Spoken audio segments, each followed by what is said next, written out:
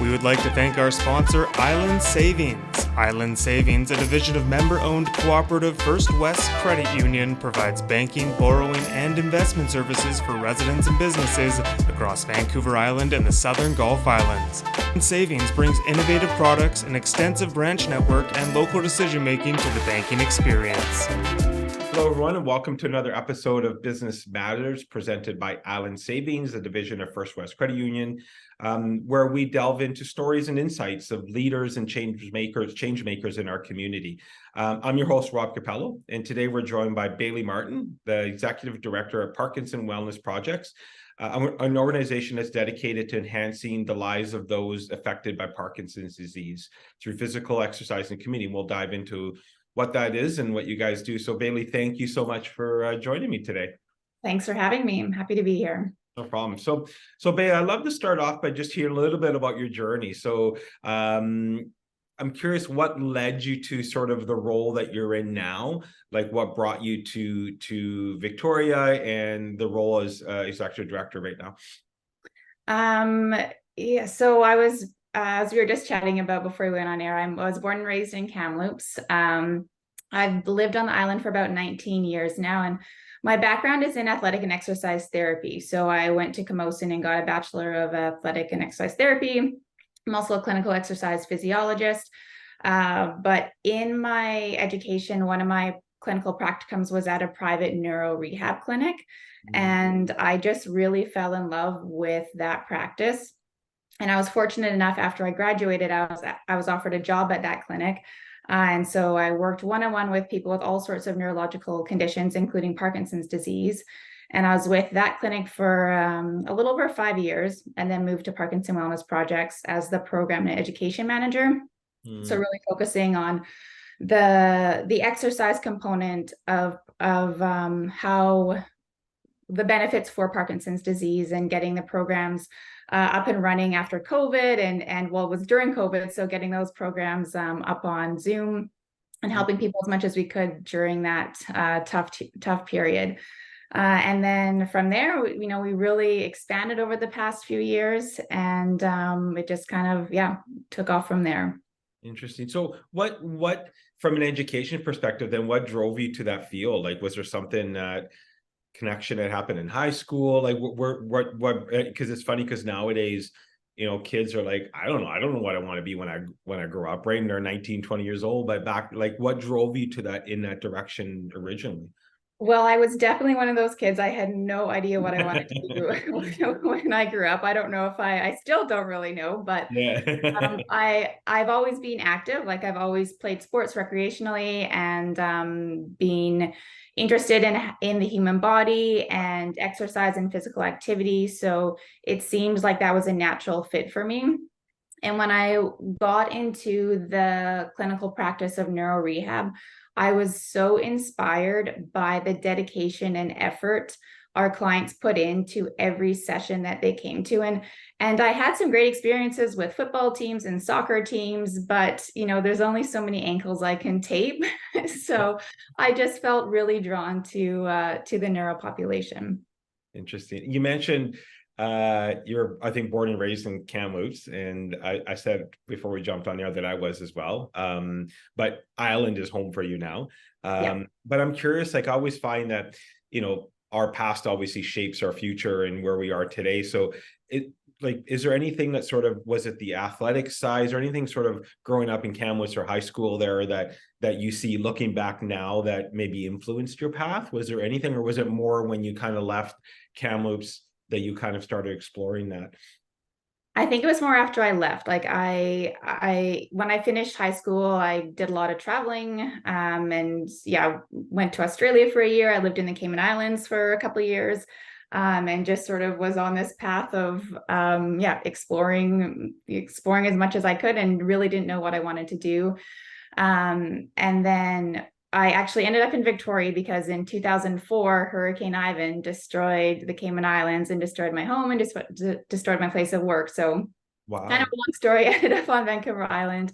And then I worked in bars and restaurants for most of my life, and sort of realized it was a great job for the time being, but I needed to do something more with my life. And yeah, just sort of found the program, the athletic and exercise therapy program at Coastal College, and decided to see if it was a good fit. And it just all worked out for me.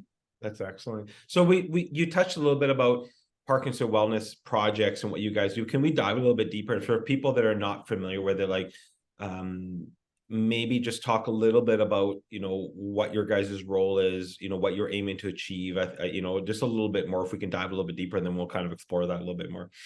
Yeah, happy to. So Parkinson Wellness Projects is a nonprofit organization, and our goal is to really help improve the lives of people living with Parkinson's, their care partners, and families. So we do this a few different ways. We primarily focus on the exercise component. So there's a lot of research around exercise and as a treatment for Parkinson's, as well as possibly slowing the progression of the disease. So all of our instructors have extra training in Parkinson's. We offer programs specific to Parkinson's treatment. So Rocksteady Boxing is a very well-known Parkinson's program. So we're an affiliate gym. I'm also trained as a Parkinson Wellness Recovery Therapist. We have PWR. We also have a PWR instructor and another PWR therapist. We have a physiotherapist, Naomi Kisiro, who founded NeuroFit BC. So she specializes in Parkinson's disease. She teaches a couple of classes for us as well. And so we have about over 20 classes a week, both in person and online. And the exercises, as I was saying, it's a really big component of what we do, but we also offer counseling. So Dr. Linda Franke is our counselor. She offers one-on-one sessions for people with Parkinson's, as well as their care partners and family. Anybody who's affected by a Parkinson's diagnosis is more than welcome to visit with her. We have support groups. We also offer education and other resources. So often when somebody's diagnosed with Parkinson's disease, they're given a prescription for levodopa carbidopa, which is the main medication for Parkinson's disease. If you're diagnosed with Parkinson's, at some point you'll be on levodopa. It's the dopamine replacement. Yeah. So they're given this prescription and then often said, okay, see you in 6 months or see you in a year, and not given the education or the resources that are so important. So another one of the programs that we offer is a newly diagnosed series. So Dr. Franke and I offer a 4-week series. It's 1 hour every week for 4 weeks. And we just dive into what is Parkinson's disease.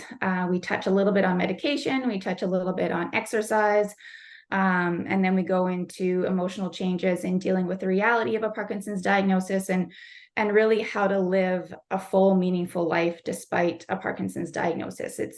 It's the emotions of getting this diagnosis vary from, anger and Sure. and denial. It's kind of like the stages of grief, you could compare it to. So, giving our participants hope and helping them to understand that they can still do all the things that they love to do. It just might look a little bit different.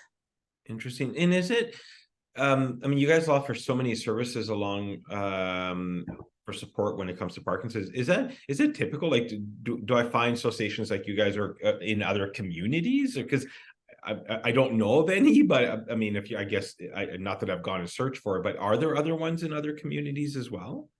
We're pretty unique. So in terms of offering all the services we do under one roof, as far as I know, we're certainly the only one in BC, and I'm not sure the rest of Canada, but I haven't come across any, and I hope to collaborate with any other Parkinson's organization. So, working together with anybody who wants to help people with Parkinson's is a big goal of mine. So connecting and collaborating is certainly what I'm interested in, but I haven't come across organizations that are doing what we're doing.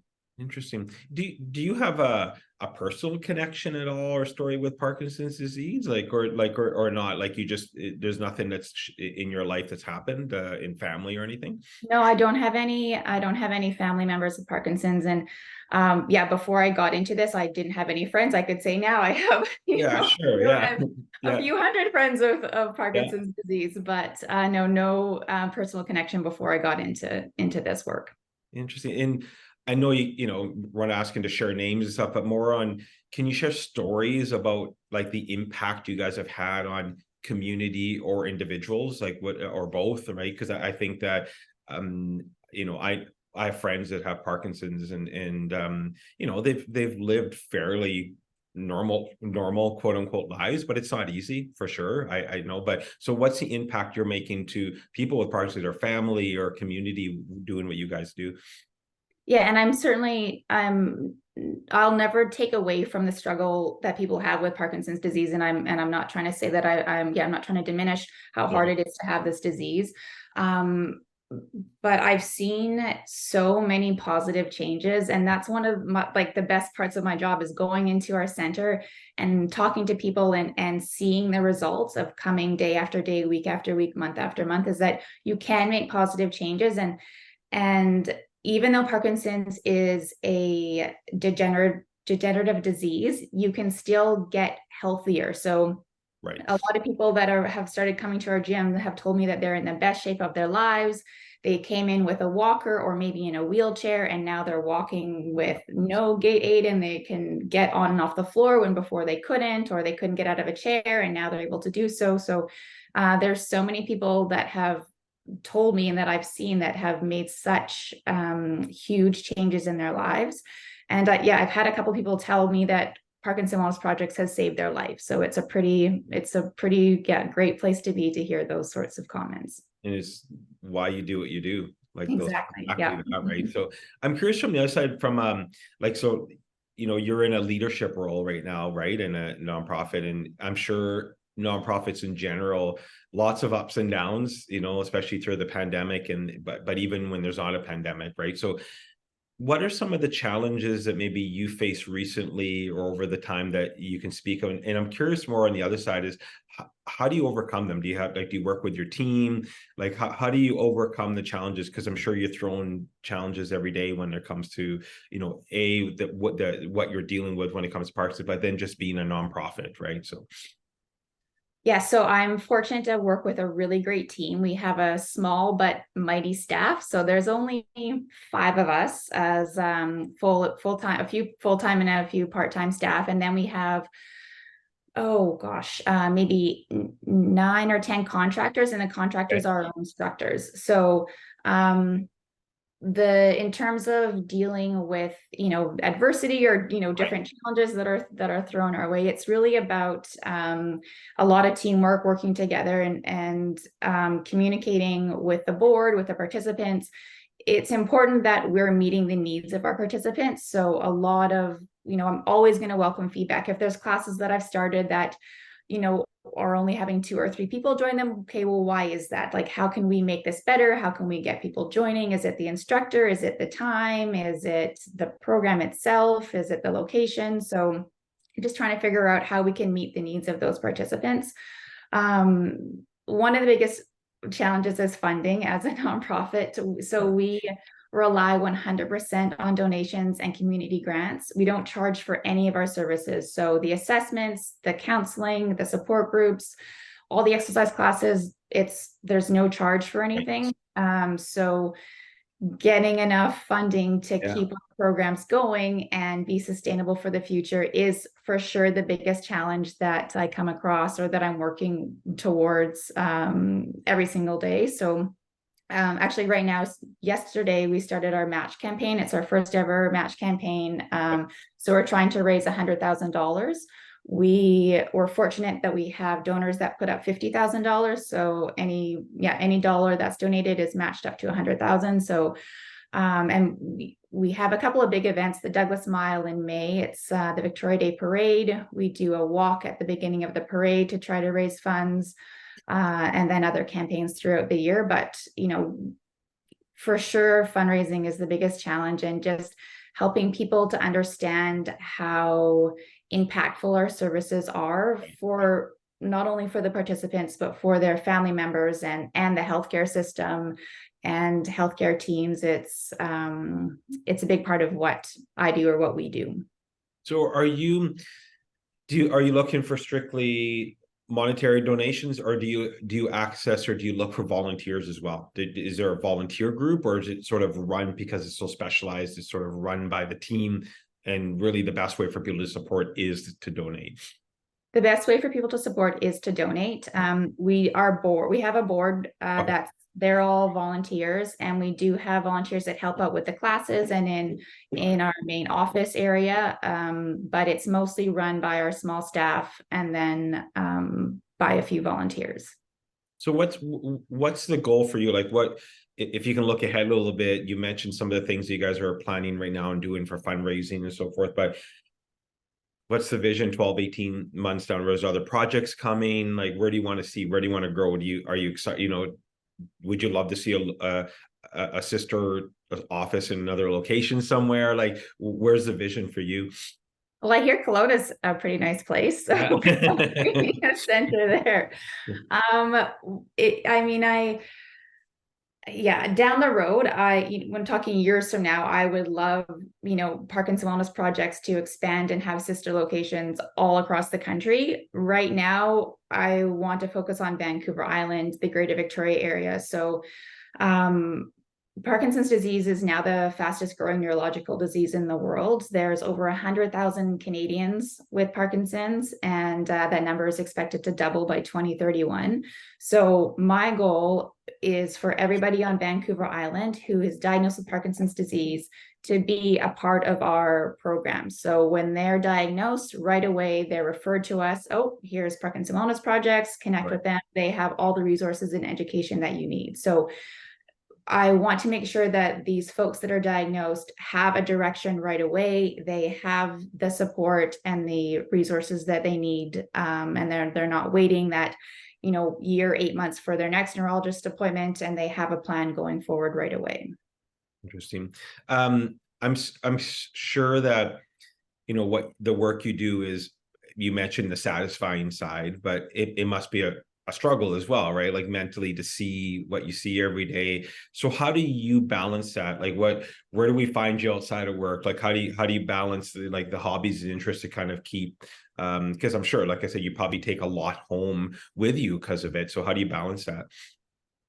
I do my best to be grateful and appreciate the body that I'm given.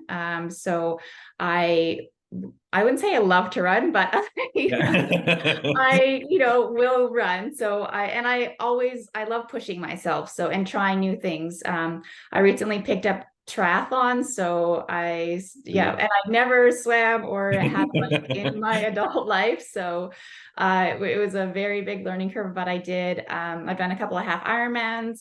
I will run marathons. I picked up skiing for the first time in 20 years. So Wow. it's for the second time in my life.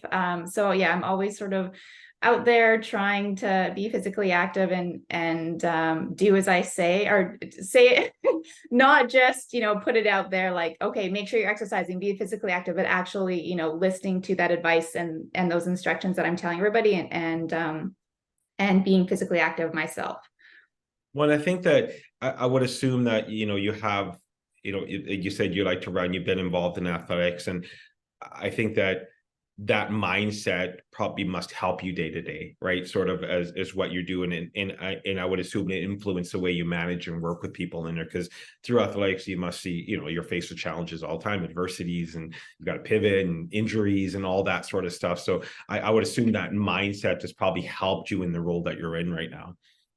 Yeah, I think it's just a lot about, dealing with things as they come, because day to day, as the executive director, you really never know what's going to pop up. And there could be, it could be with participants, it could be with families, there could be staff issues, there could be issues with the building.